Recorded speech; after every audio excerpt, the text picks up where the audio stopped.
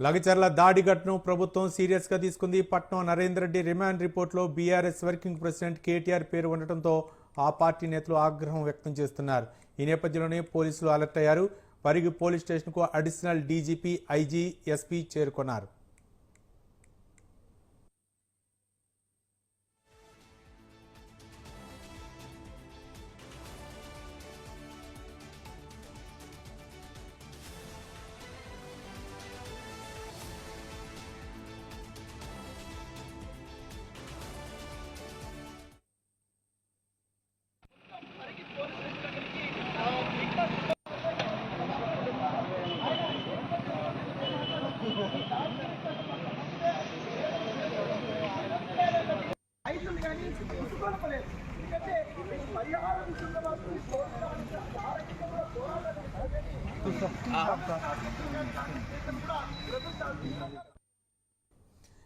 లగిచర్ల ఘటనకు సంబంధించి మరింత సమాచారం మా కరెస్పాండెంట్ ప్రదీప్ ఫోన్ లైన్ అందించడానికి సిద్ధంగా ఉన్నారు. ప్రదీప్.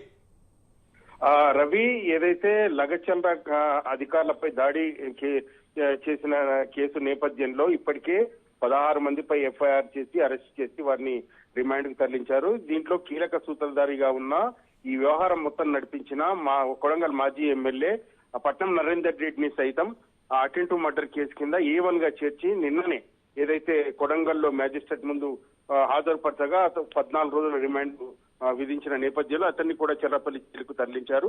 అయితే ఈ మొత్తం వ్యవహారంలో మొత్తం కీలకంగా బీఆర్ఎస్ పార్టీ నాయకులే ఉన్నట్టు కూడా నిర్ధారణకు వచ్చారు. ఏదైతే కాల్ డేటా ఆధారంగా ఈ వ్యవహారం మొత్తం కేటీఆర్ కనుసన్నల్లో పట్నం మహేందర్ రెడ్డి అనుచరుడు సురేష్ తో చేయించినట్టుగా పోలీసులు అయితే నిర్ధారించారు.